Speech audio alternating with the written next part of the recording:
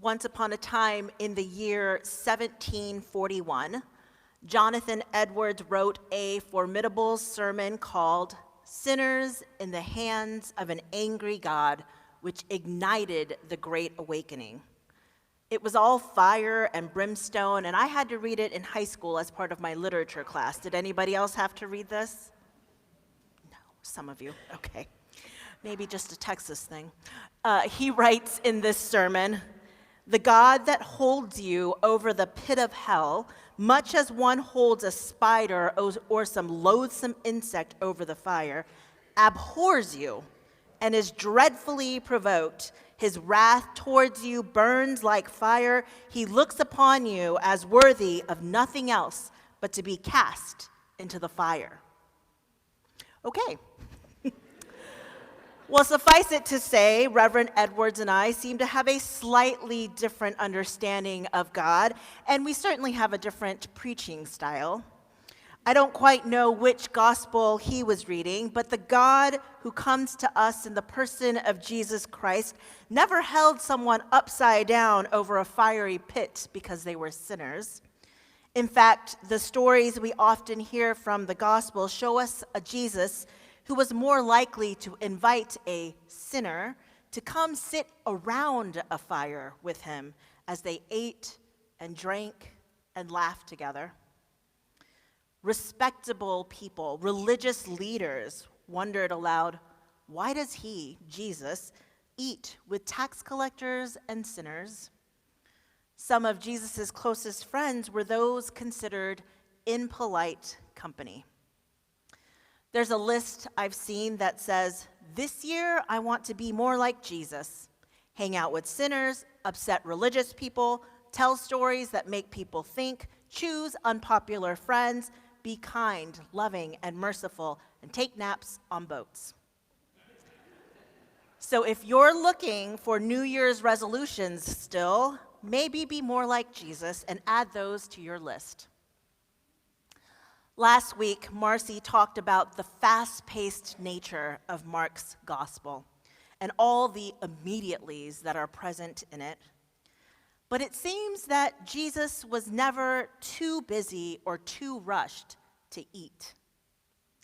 Jesus made time to sit at dinner and share a meal with others.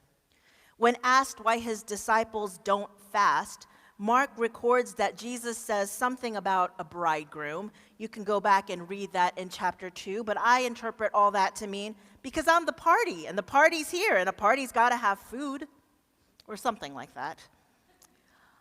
All this to say, Jesus got hungry. And when Jesus got hungry, he ate, often in the company of those deemed unworthy or outcasts. So, instead of sinners in the hands of an angry God, today's sermon is entitled, Sinners in the Hands of a Hangry God. Since 2018, the word hangry has been included in the Oxford English Dictionary. Yep, that's right, look it up. Hangry is defined as, quote, bad-tempered or irritable as a result of hunger. It is a combination of the words hungry and angry, hangry. And before it was an official word, it was the reason why Mike and I would get into our biggest arguments. I get hangry, and it ain't pretty. Maybe the disciples realized Jesus too could get hangry, so they made sure he ate, packed snacks, sat to eat, visited people in their homes that brought them food. Jesus, as the bread of life, however, didn't let his hunger take over. Instead, he took care of his hunger, making the time to feed and be fed. Christmas wasn't that long ago, and it's fascinating to me that Jesus was born and laid in a manger. That's not a crib, it's a trough where horses and donkeys and cattle eat. He was swaddled and put on a dining table for animals. And he was born in the city of Bethlehem, which means house of bread in Hebrew. Beit, house, lahem, bread. Episcopal priest Dr. J says, Christian faith did not begin with a text or a doctrine or an institution, but with the radical social practice of table fellowship. So you see, Jesus was all about food, and I can get on board with that. And friends, sinners in the hands of a hangry God are fed. Sinners in the hands of a hangry God are invited to the welcome table. Sinners in the hands of a hangry God are long-awaited and long-anticipated guests. We are all sinners in the hands of a God who feeds us, nourishes us, and has a place for us at the table. We may feel unworthy to sit with Jesus, but Jesus wants us there anyway. And who are we to reject that invitation?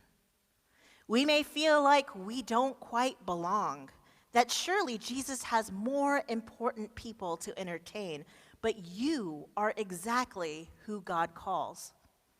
And are you really willing to deny that call?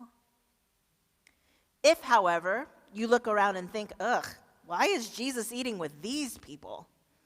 Then maybe it's time for us to re-examine what it means to follow Christ, and perhaps we find ourselves not as the sinners and outcasts invited by Jesus in this story, but as the scribes who are critical and disdainful of Jesus and the company he keeps.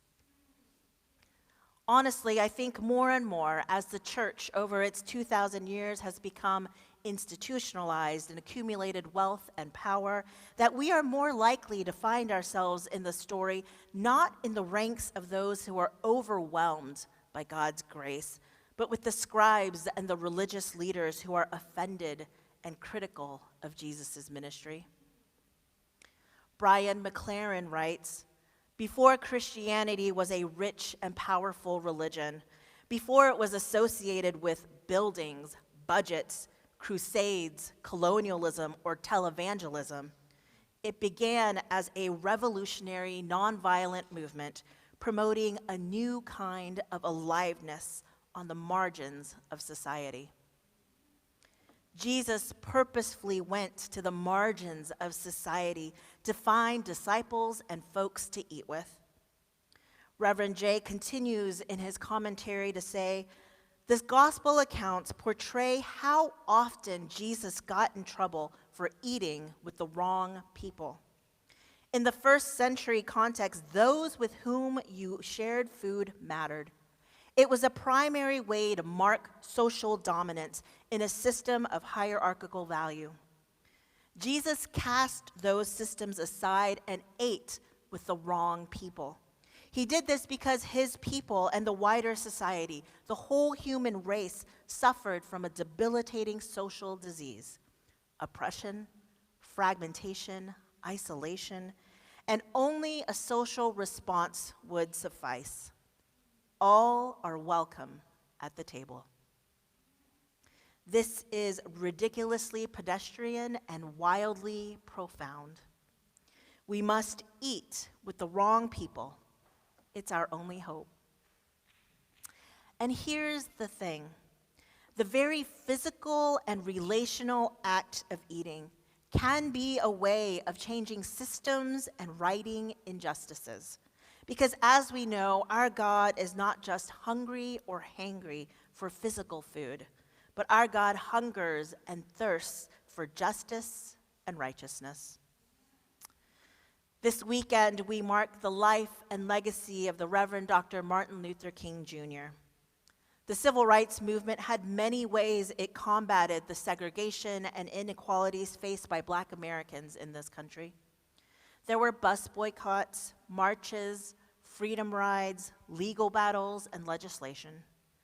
And there were lunch counter sit-ins where who you ate with and where you ate mattered. In 1960, 4 Black college freshmen, that's 18 and 19-year-olds, walked into a Woolworth store and quietly sat down at the lunch counter that was for whites only. They were refused service, but chose to stay simply sitting there until closing time.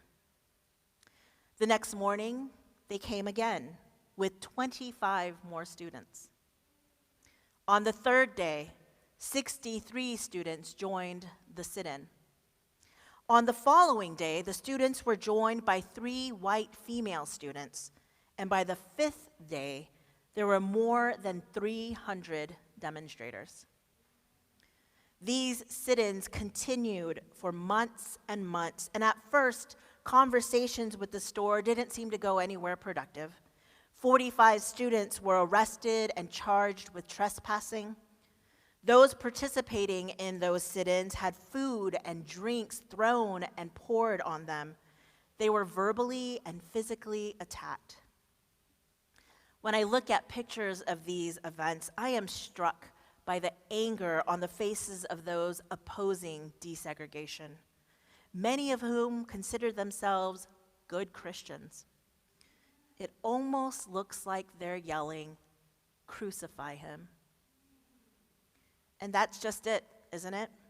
Because where would Jesus sit during the civil rights era? And with whom would he eat? Would he even be allowed to eat at the Woolworth's lunch counter, being that he was a brown-skinned man from the Middle East? I believe Jesus sat with the Greensboro Four, Ezell Blair Jr., David Richmond, Franklin McCain, and Joseph McNeil.